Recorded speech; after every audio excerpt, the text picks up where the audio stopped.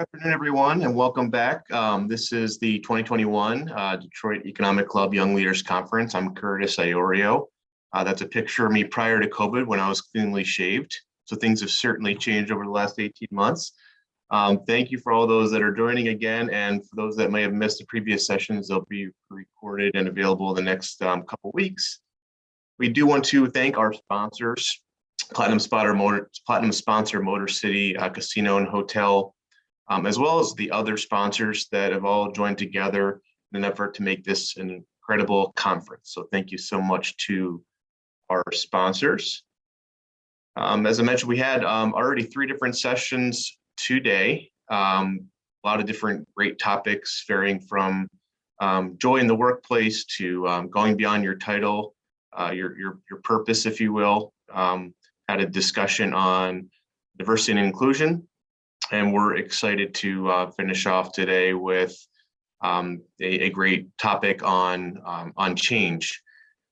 Today we will actually end today's session with some networking and some lessons learned from today's session. So please stick around for some breakouts. But I'd like to kick off our session now, and our speaker, which is Kurt David.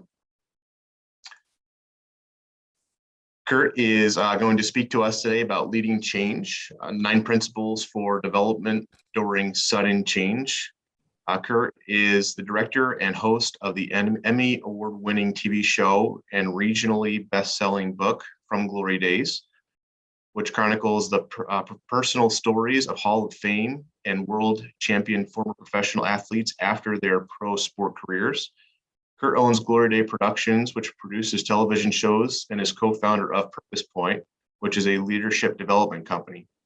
Kurt's life experiences as a professional athlete, acclaimed author, TV personality, keynote speaker, certified counselor, and executive producer has positioned him to lead in many industries, and his favorite topic is to discuss managing change. Kurt, so glad to have you here today. Thank you. It's great to be here. We're going to start right off with the video, actually. You know, I can remember the first time that I stepped on the field. It was at Pitt Stadium, wearing a Steeler jersey. Having grown up in Wisconsin, being a Packer fan, now all of a sudden I was part of that whole group. Crowds were screaming, we got introduced, ran on the field. And it was a feeling that I'll never forget all these years later.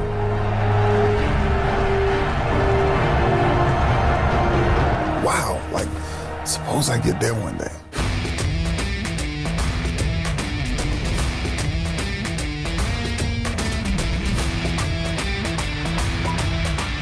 Do you ever think about retiring? An athlete could play any sport they wanted. Why football? Football probably chose me. 100% of professional athletes ultimately lose their job. At what point did you know that that transition was going to happen for you, that you were going to be done with pro football? Well, here I was at year number 15, at 38 years old, in an expiring contract. And we get the 4th down, and I'm looking at this ball go up, and I'm like, oh my gosh, my career ends like this. Everybody says you should retire on top. You know, it's you're at the Super Bowl. But the stakes were high. But the transition was at the right point in my life. The 90% pay cut that professional athletes take, how did you handle that? What was that like for you? You're not a player anymore. You know, people say, well, you'll know when it's over with. Yeah, no, I don't believe that, because we've been driven as athletes, you know, to believe you can do it, you know, but no one teaches us, even in society, how to retire, how to leave a job. What advice might you have for anybody that's going through a transition or change in their life? It all boils down to what feels good in your gut. I tell guys this all the time. Put your plan together, and then work the plan. Don't work somebody else's plan, right? That's one thing about the league. I love the league, but the league is somebody else's brand, right? You have to create your own brand yourself, and your brand is whatever you feel like doing, whatever your heart is passionate about, chase it.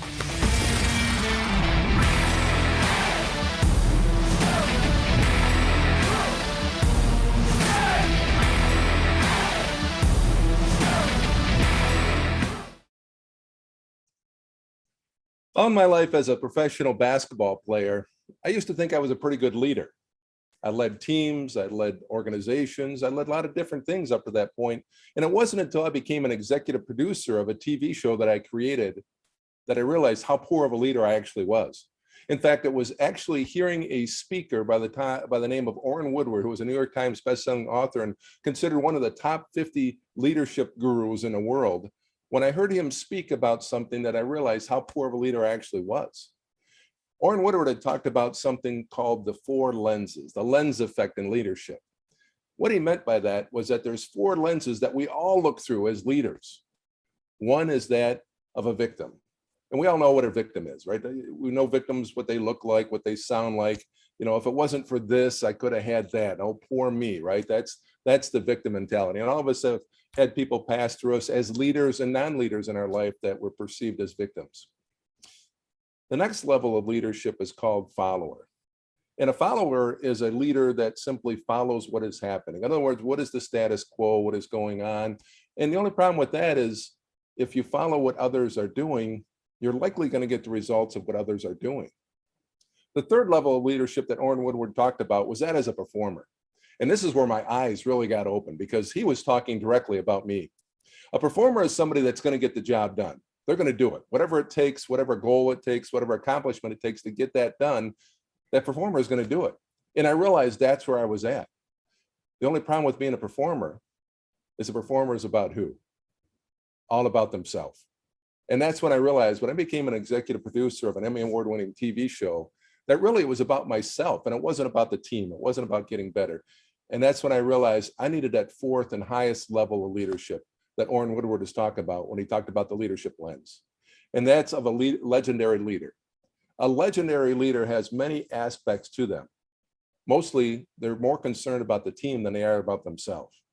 And as I began to develop and as I began to realize that, I realized there was a lot of things that I needed to do as I was going through a lot of changes in my life to get to that level, from victim to follower, to performer, to leader.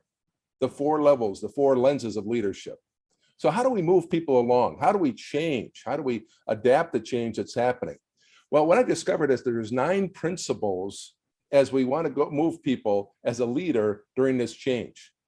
1, from a victim to a follower, to a performer, and ultimately to that leader. So let's get right into it. Let's talk about those 9 principles. What I discovered in order to move people, especially during change, number 1 is that there is change.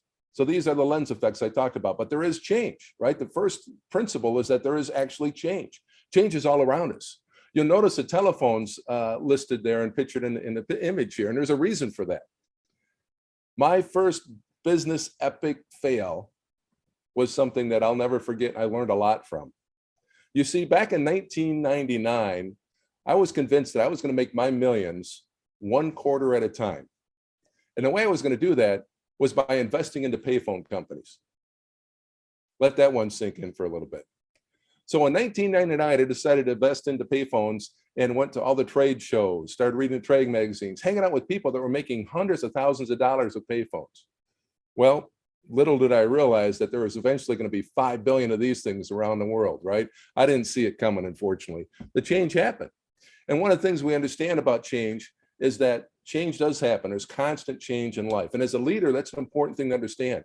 One of the best things a leader can do is understand and see that change, and even better is be the cause of that change. Many legendary leaders have come in and caused that change.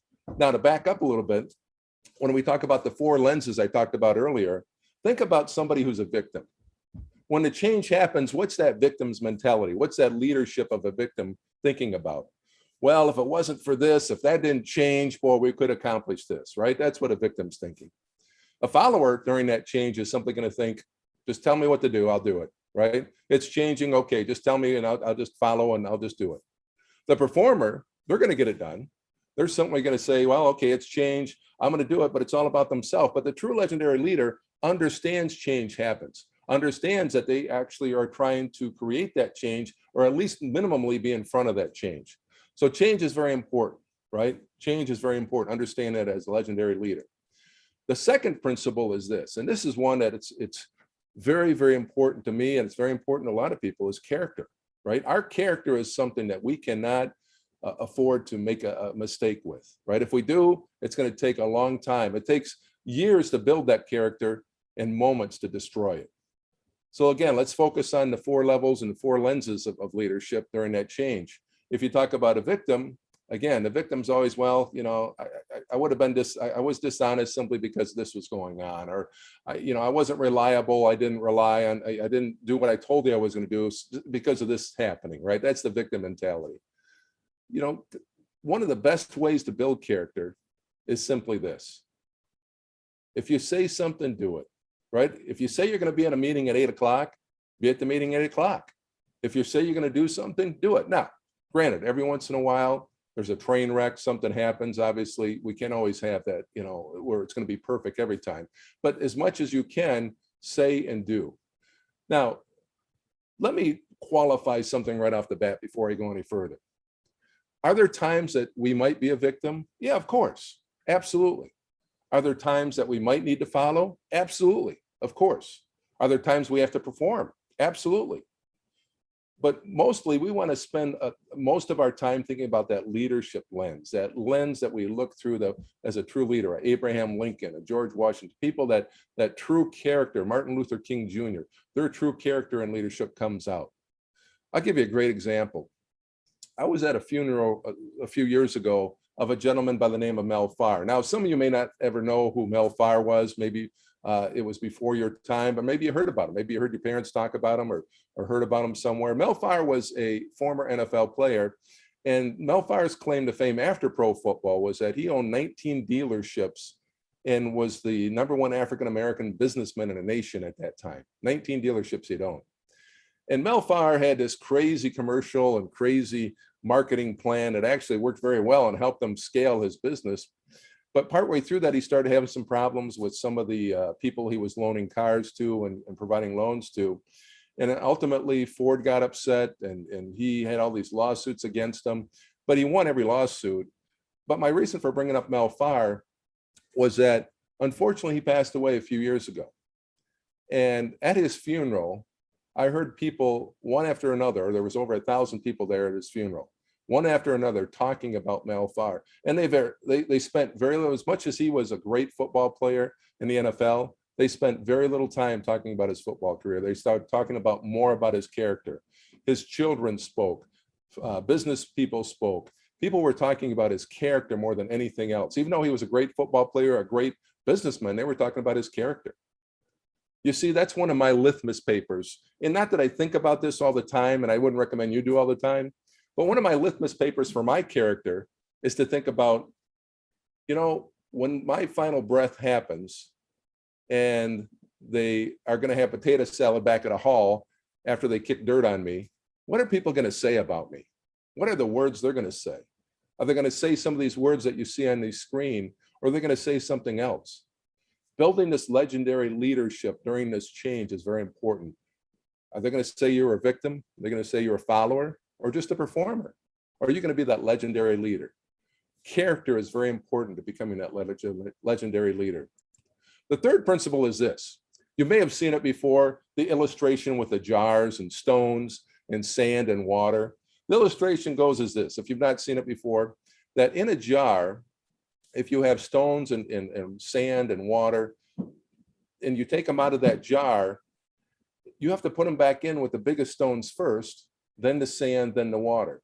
If you're doing it in a different order, such as the jar that you see where the stones are on top, they're not going to fit. They don't fit. And it's that way with priorities. Our biggest priorities have to be put in that jar first, our daily priorities. And a leader understands that, the legendary leader, especially during change. Let me tell you this right off the bat. Change is happening constantly.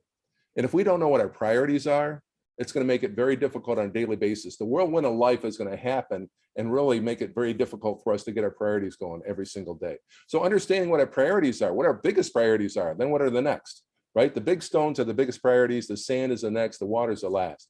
And so understanding that, right? And as a legendary leader, it's important to know our priorities.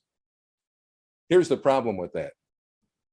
We have more information available than ever before in history, right? I mean, I could pull something up on my phone and have information more than I've ever had before, but we have less thinking.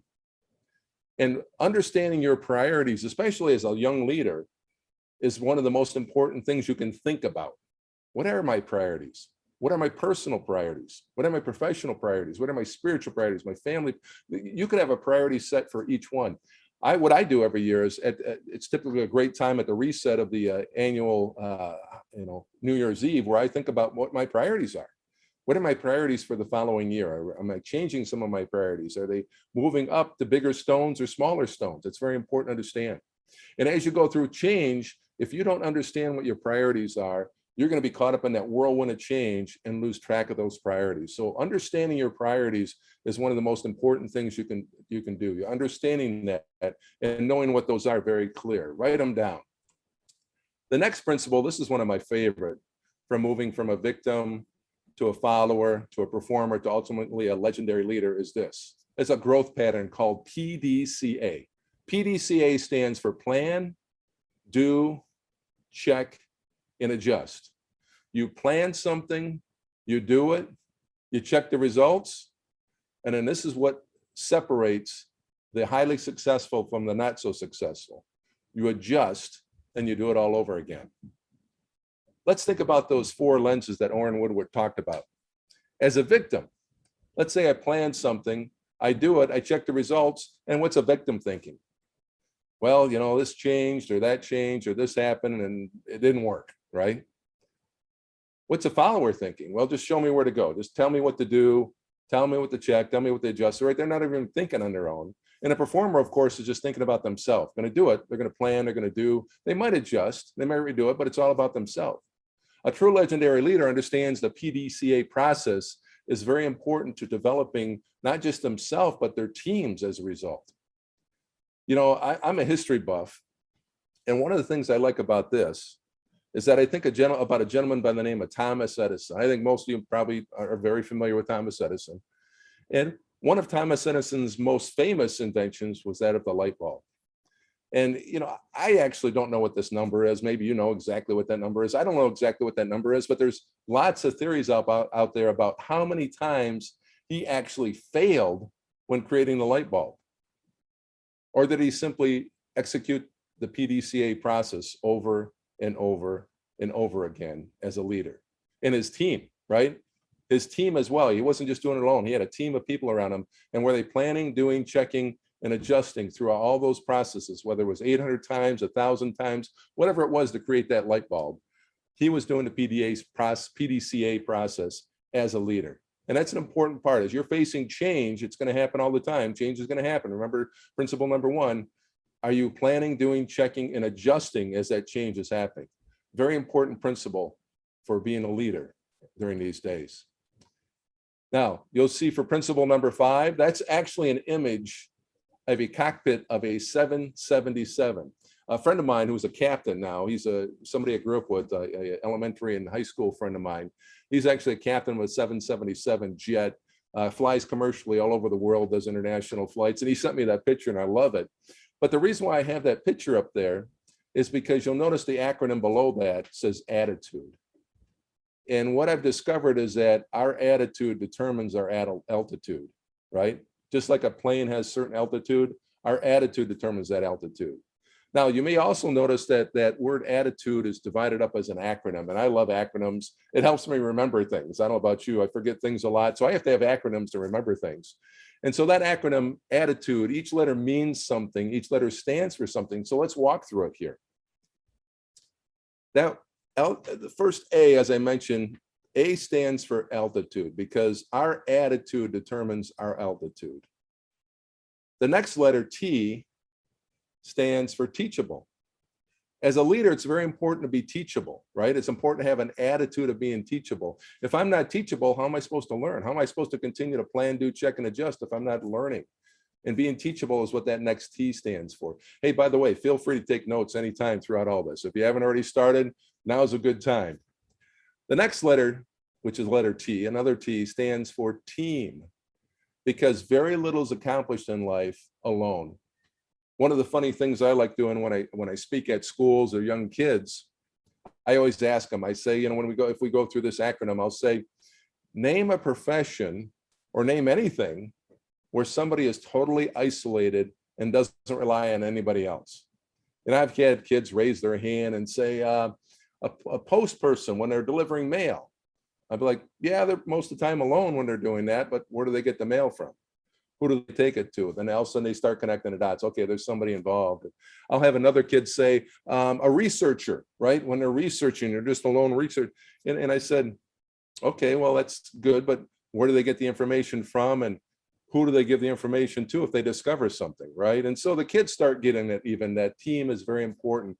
Very little is accomplished without other people involved. And so team is important. It's important to have an attitude of team. The next letter is I. And that I stands for intensity, intensity. Little personal secret here. I'm happily married, but my wife often says, boy, why are you so intense? Why, Kurt, you're so intense. And I joke with her, I'll say, I'm not intense, I'm just focused, right? I'm just laser focused. To me, that's what intensity is. It's like a laser focus. It's important to have an attitude of laser focus, right? Especially as a leader. The next letter, T, is a cousin of intensity. It's called tenacity. And tenacity is never giving up, right? Not giving up. So far we have A-T-T-I-T, and that T stands for tenacity. The next letter, U, very important. That letter stands for unselfish.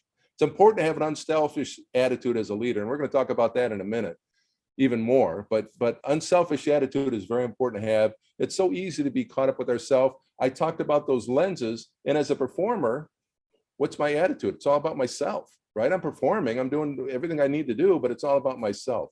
And so having an unselfish attitude is very important. The next letter, D, stands for discipline. And I wish I could hear you, but what's the best kind of discipline out there? Self-discipline, right? Self-discipline is the best kind of discipline out there. Again, when I spoke at a school years ago, I think it was 5th grade kids I was talking to, and I asked the kids, I said, what's the best kind of discipline? One of the kids in the back raised his hand and said, getting a whooping and sitting in a corner. I said, well, that might work, but the best kind of discipline is self-discipline, right? If you have the discipline to take care of your own business, somebody else won't have to. And that applies to adults as well, right? If we don't take care of our own business, somebody else might take care of it for us. So discipline is very important, and the best kind of discipline is self-discipline.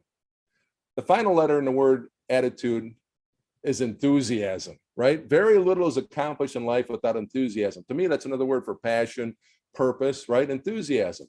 So A-T-T-I-T-U-D-E. Our attitude determines our altitude. It's important to be teachable. It's important to think about team. It's important to be intense or focused. It's important to have some tenacity where we don't give up. It's important to be unselfish, and it's important to have self-discipline, which is the best kind of discipline. It's important to be enthusiastic about what we do. Very important principle for determining our altitude as a leader. I don't know if anybody's seen Willy Wonka before. Anybody's seen Willy Wonka and the Chocolate Factory? This is from the original. And one of the stories of this image is that there was a young lady who wanted things. And when did she want them? She wanted them now, right? She wanted them absolutely now. And part of the problem with that is that in life, we can get things now, but certainly leaders understand there is a delayed gratification in things, right? Especially if things change. Sometimes it takes time for things to happen. I'm in the TV world, right? And I'll admit it right now. In TV, what are we telling you in our ads and marketing? What are we telling you? When do you go buy this hamburger when? 3 weeks from now? Or, go get this breakfast sandwich tomorrow, maybe?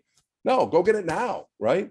Go buy this car when you have enough money in 2 years. Is that what these ads are telling you? Not at all. It's like, hey, get it and get it now. So we have a society that we have built around us, not just in TV, everywhere, that it's we want it and we want it now, right? Delayed gratification is a very difficult thing in today's society because we do want it and we want it now, and it's ingrained in us. But I need to understand, or I need you to understand that delayed gratification is one of the best ways for us to get bigger things, right? One of the best examples of that is somebody shared with me years ago about an example where if I were to give you a penny that its value doubles every day for 30 days, would you take that or would you take $1 million right up front? Now think about that for a second. If I give you a penny that the value doubles every day for 30 days, or I give you $1 million up front, a lot of people would raise their hand and say, I'll take the $1 million. But here's the reality. In day 10, that penny that values double every day is $5.12. Day 15, it's $163,000.84. I'm sorry, $163.84. Day 20 is $5,242.88. So day 20, we're at $5,000, right? Anybody jumping under the $1 million right up front yet? Hang on though.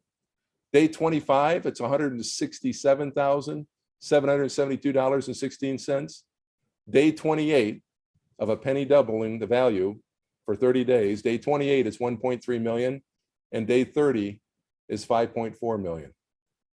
So for those of you that took the $1 million up front, you're shorting yourself about $4.4 million. But just an example of delayed gratification. It's very important to understand that when we as a leader are leading people, especially as young leaders, there's going to be times that we have to work at something for a while before we see the results. And that's okay. That's part of that legendary leadership. The next principle is very important. It's called servant spirit, is one example of it. You may have heard of different terms that it is. And in this cartoon, I'll read it to you. The lady on the right says, the team hopes you choose to display more traits of good servant leader. The gentleman behind the desk, who's obviously the leader, says, what do you mean? I'm a great servant leader. Matter of fact, I'm more than just a servant leader. I'm a self-servant leader. I should have seen that coming, she says. So again, being the performer, it's a self-servant leader, right? Being a victim, obviously we know what that is. It's like, oh, it wasn't for this. It wasn't, we could have had this. But understanding that my job as a leader is to serve others. It's so important. Our nature as kids, think about this. Our nature as kids is to do what? It's all about me, right? It starts with the sand bucket in the sand pile, right? That's my bucket. That's my sand bucket. That's my ball, right? That's just the way we are right off the bat. It's very natural for us to think about ourselves, right? But as we develop and grow, it's important to understand, especially through change, right? This is about developing and growing. It's important to understand that I have to serve others. One of my jobs is to be a leader, is to serve others. And as an example, Liz Ryan, who's a Forbes article writer, Liz Ryan wrote many years ago, leadership in the new millennium, leadership in the new millennium is soft and not hard. It's quiet, not loud. It's human and based on trust. Why should my team listen to me? As a leader, are people listening to that leader simply because of their title? Or is it because they know that they really care, right? I really believe that love and respect is deserved by everybody. Love and respect is deserved by everybody, but not everybody deserves my trust. They have to earn my trust. And as a leader, what's the best way to learn trust? The best way to earn trust is to serve others. And that way they understand that your best interest is them. And as a leader, it's important because that's how you build that trust, right? You don't build a trust by simply getting a label as a CEO or a president or a leader of a manager of that organization, right? You get that trust by understanding that you care about others. I mean, there was a famous saying in education, I don't care what you know until I know that you care. And that's part of being a servant leader, is people knowing that you care for their best interests, not just your best interests, right? As a performer, in a performer lens, I'm doing things for my best interest to make me look good, right? As a follower, I'm simply just, okay, show me where to go. And as a victim, obviously we know what that means. But having that servant spirit is very important, especially during change. Principle number 8 in a leader is talent scout.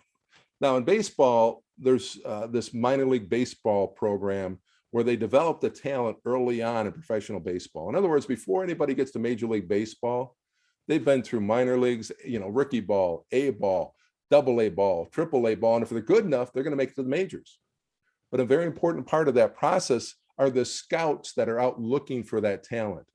They see somebody and they know that with a little bit of work, maybe they're not hitting that curveball well right now, but with a little bit of work, boy, they could get there. Or that pitcher that maybe tweaking their technique a little bit, it's going to increase their speed. It's very important as a leader to understand that. Now, one of the things that I know is, as a victim, certainly talent is a threat to me. And actually, even as a performer, right? If you go up the level of lenses that Orrin Woodward talks about, from victim to follower to performer, even as a performer, I'm intimidated by talent. It's like, whoa, this person's a little bit better than I am. I might lose my job, right? Where a true legendary leader actually embraces that talent and admonishes it, encourages that as a result. I'll give you a great example. In my office years ago, we had a guest custodian in there that was working. I'd never seen him before. He was in there filling in for somebody, and he was walking around the office cleaning up.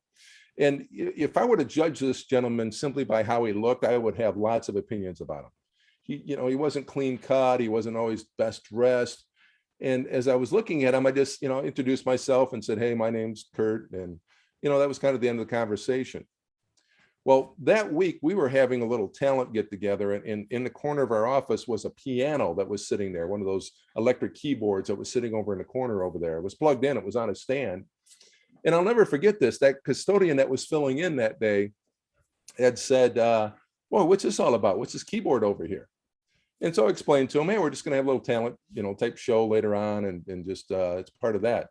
Well, next thing I know, this guy went over there, turned on that keyboard, and started this riff of music that I couldn't believe what he was producing. It was amazing. And if I would have just judged him based on how he looked, I would have had no idea how well he performed, right? And that's part of being a leader and part of being a talent scout is you recognize people's talent, not necessarily based on how they look, but how they perform, right? You can bet that guy was part of our talent show that week, and he did a great job as a result. But being a talent scout is very important, right? A victim, a performer, they're threatened by talent, but a true leader, it cheers that talent. They encourage that talent, right? You want people to develop, you want people to get better as a result.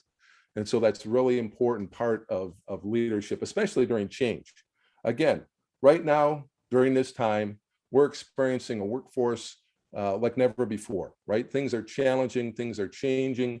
And as a leader, it's important to recognize talent even more than ever before, and not only just recognize it, but develop that talent. That talent has to be developed. Maybe we have to take somebody that doesn't have the skill yet, but we're going to develop that talent in them because they're not quite there yet. But recognizing that talent that can be developed is very important. The next principle, you'll notice, this is, I mentioned I played formerly professional basketball. So basketball is a little dear to me. This is the image of one of the Piston teams that won a championship. They won back-to-back championships, and it was back in the late 80s. And one of the things you'll notice about this team, if you know anything about basketball, you'll notice that these players weren't the best in the NBA at that time. They really weren't. I mean, if you compare who they played against, as an example, one of the championship games, they played against a team called Los Angeles Lakers. And the Los Angeles Lakers had 4 Hall of Fame players on their team. Think about that. Not 1 Hall of Fame player, not 2 Hall of Fame players. They had 4 Hall of Fame players on their team at that time. And yet our Pistons beat them. And the reason why is they were the better team. Teamwork is so important. Teamwork makes the dream work, right? In sports, it's so important. Team is very important. And as a leader, it's important to build that team by developing these other principles. I was talking to an engine engineer. He worked as an engine engineer at one of the big 3. I don't know if it was Ford or Chrysler or GM. I don't remember at the time. But he was an engine engineer. He engineered engines. He built engines. And I'll never forget this.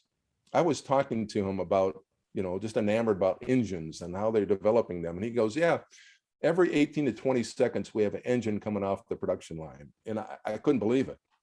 And when he saw my amazement, he goes, "Oh yeah, every 60 seconds, we have a car coming off the assembly line." And it really blew my mind. I'm thinking every 60 seconds, a complete car is coming off the assembly line, that they're cranking them out that quick. He says, "Yeah." And to me, it caused me to think about, boy, that is something that's so important because, if it wasn't for teamwork, there was no way that would happen, right? And as a leader, developing that orchestration, having that work together, it's so important as a leader to develop that teamwork, and understanding that teamwork is very important. It goes back to that attitude I mentioned earlier, of how important that team is, right? Teamwork makes the dream work. It was actually considered the #1 skill by Forbes magazine, was the ability to work as a team, right? That was considered. So as people are evaluating talent, one of the things they're looking at is the ability to work as a team. Very important to understand that. So I talked about the 4 lenses: the victim, the follower, the performer, the leader, the legendary leader, which is where we want to be, especially as change is happening. Understand change is constantly happening all around us. I have a deeper presentation I could do at a different time that gets into how do we handle change. This is more about how do we lead during change. I mentioned about attitude, how important attitude is in our lives. and that people's attitude does determine their altitude. My attitude, your attitude, how we approach people, how we handle people. It's so important. I'll give you a great example. We had a gentleman that I've interviewed on the show. By the way, I have a TV show that we interview former professional athletes about their life after pro sports. We talk about their glory days, right? We all have our glory days as professional athletes. We talk about that very real transition that they go through. By the way, I don't know if you know what it's like for a professional athlete to transition out of pro sports. Think about this. 100% of professional athletes ultimately lose their job. Undeniable fact. Whether you're a sports fan or not, 100% of professional athletes ultimately lose their job. 25% of NFL players are broke within the first year out. 78% of NFL players are broke within 2 years. 60% of NBA players are broke within 5 years. And there's up to an 80% divorce rate. From job loss to disaster, that's the reality for professional athletes. So From Glory Days is a show where we interview former professional athletes about life after pro sports, not necessarily just talking about their glory days or that transition, but talking about how they recreated their success following pro sports. One of the gentlemen we've had on the show, we actually had him on twice. His story is so amazing. His name is Doug Smith. Doug Smith was the number 2 draft pick in the NHL out of Ottawa, Canada. He went from Ottawa, Canada as the number 2 draft pick in the NHL to the Los Angeles Kings. So think about that, from little old Ottawa, Canada to big old LA. At 19 years old, Doug said it was like a free fall, right? Like he was just, 19 years old, had money in his pocket, condo on the beach, driving a Porsche. He said it was just like a free fall. Move forward from that moment, and at 27 years old, Doug was playing hockey over in Europe and went from being a professional athlete to a quadriplegic just like that. Head first into the boards during a game, he snapped his neck and had nothing from the neck on down. I think he said it was like over 150 shattered vertebrae in his neck up there from that accident. Needless to say, Doug was very despondent. He just couldn't understand why he was even still alive at that point. He even said at some point, I couldn't even kill myself. I had nothing from the neck on down. Understanding how despondent and how upset he was, his wife decided that she was going to, talk to him a little more serious and say, honey, listen, I can't imagine how you're feeling to go from a pro athlete to nothing from the neck on down. And she didn't quite phrase it that way, but she said, I love you. You have 2 beautiful daughters that love you. You have a lot to live for. That was a seminal moment, an attitude shift for Doug Smith. For at that point, he realized, boy, I need to start doing something else, or I need to start thinking a different way. And he and his wife, over the course of 14 years from that moment, started doing more research about his injury and about his paralysis. And the good news is they discovered that his spinal cord was still intact. His spinal cord still was intact, which was amazing. And his paralysis came from the shattering, the trauma of the vertebrae around his spinal cord. And over the course of 14 years, Doug went through a lot of therapy, all different types of therapy, some experimental, some normal type of therapy, and he's now walking again. Has a little limp, has a couple of braces on him, but he's a motivational author and speaker throughout Canada. The reason why I bring up Doug Smith is that after his accident, he realized something very important. He realized that he was trying to be the best in the world as a professional athlete. His goal was to be the best in the world, right? As a professional athlete, I want to be the best. And he said it himself on our show. He said, after my accident, I went from trying to be the best in the world to trying to be the best for the world. Big difference. And so one of the things I want to encourage you today, as you look at how to be a leader, as you look at becoming a young leader, are you being the best in the world? Are you being the best for the world? Because there's a big difference. In my previous professional life, I was a middle school counselor. Believe it or not, that's what I did for over 20 years. I was a middle school counselor before I got into TV and speaking. I'll never forget, one day I had a 10-year-old girl come into my office, and I saw her often coming into my office, and she always looked sharp. Her hair was always done nice. She was always dressed nice, kind of snappy. But that day there was something different. When she came into my office, this 10-year-old girl looked a little disheveled. I could tell something was wrong. Something was seriously wrong. And so she comes into my office, she sits down, and I started talking to her, and I said, boy, you know, it looks like you just got something going on today. What's going on? And so she started opening up, and finally she shared with me. She goes, yeah, I'm not doing too well, and I plan on taking my own life. At 10 years old. So needless to say, I went into risk assessment mode as a counselor and started assessing the risk. And when I went to my risk assessment, realized that she only was not just simply thinking about it, she had a plan and a date of how she was going to do it at 10 years old. Well, as 10 years old, I got her parent in there. We talked about what was going on, and her parent, you know, listened, and I asked some more clarifying questions. One of the questions I asked this 10-year-old is, why is it at 10 years old, you felt like this is what you wanted to do? I can honestly tell you, the answer she gave me changed my life. Changed my life.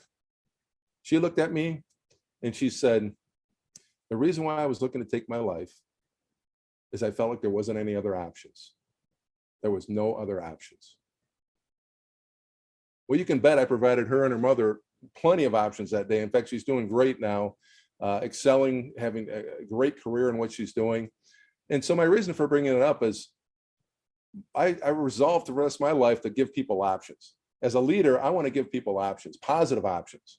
And I challenge you every day as a leader, as you become a young leader, is how are you providing people options? Because I can guarantee things are going to constantly change around us. They're going to continue to change, right? And if you follow the 9 principles, those 9 principles of understanding change happens, number 1. 2 is understanding that your character is very important as a leader. Number 3, understanding what your priorities are, knowing what your priorities are, which takes a little thinking. Number 4, understanding the PDCA process, plan, do, check, and adjust. Number 5, understanding that our attitude is so important because it determines our attitude. Kind of like Doug Smith's attitude after his hockey accident. It changed. He wanted to be not simply the best in the world, but the best for the world. Understanding that there's delayed gratification as a leader, that sometimes we have to delay the gratification for ourselves and our team. Number 7, talking about a servant spirit, that we're there to serve others. That's how you get people to trust you and follow you, is understanding that your best interest is them, not simply for your own best interests. Number 8, being a talent scout, understanding and knowing where talent is and developing that talent. And number 9, understanding that teamwork is so important. Teamwork is the number 1 reason that people are hiring people, the ability to work as a team. Teamwork makes the dream work. It's so important. So I encourage you today, as you leave after a wonderful day that the DEC has done for you young leaders, is to go out today and give people options. Give people options that are better for them and better for you as a leader. I thank you for your time. One of the things I want to do is I did want to have my contact information available. This is my own personal contact information. If you ever need anything, I appreciate you reaching out. You're more than welcome to reach out. I'd be happy to answer questions. In fact, Christina, I'm not sure if we have any questions. You're more than welcome to get in a little Q&A right now. We have a couple minutes left. And so I mentioned if we have a couple minutes left, that I'd be open to take a little Q&A at the end here, whether it be about, you know, I joke about my basketball career. People say, oh, you played professional basketball. I kind of laugh about that these days. That was about 40 pounds ago. I don't go by years, I go by pounds. But if there's any questions about anything I covered today or any questions you might have, feel free to either reach out in the chat box. I think that's what you're going to be doing, is reaching out in the chat box and doing that. So I appreciate your time. Christina, do we have any questions today that we want to take care of? Hi, Kurt. I have a question about just being a young leader and stepping up and actually taking on that legendary leader role, but feeling a little bit of imposter syndrome, like, who am I to think that I can make a difference? Do you have any tips for like small ways that you can implement that 4th type of leadership in your day-to-day? Yeah, well, thank you. First of all, Joy, I love the fact that you use the term imposter syndrome. One of the shows I produce is a mental health show, and that topic came up on one of our show topics.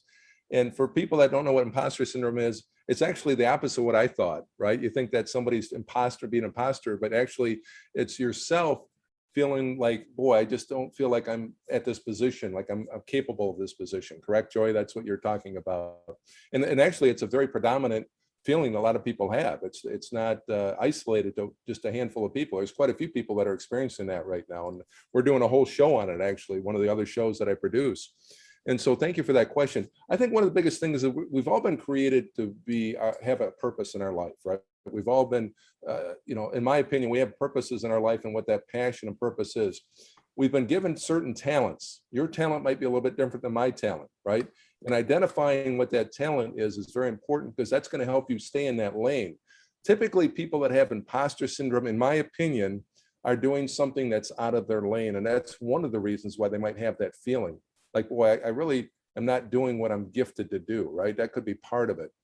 The other part is, if you are gifted to do that, what you're doing, it could be simply something that there's self-talk, there's things that people believe that say, boy, I can't do this, regardless of what it is, right? If I'm a professional basketball player and I have that imposter syndrome, or boy, I can't make it at this level, right?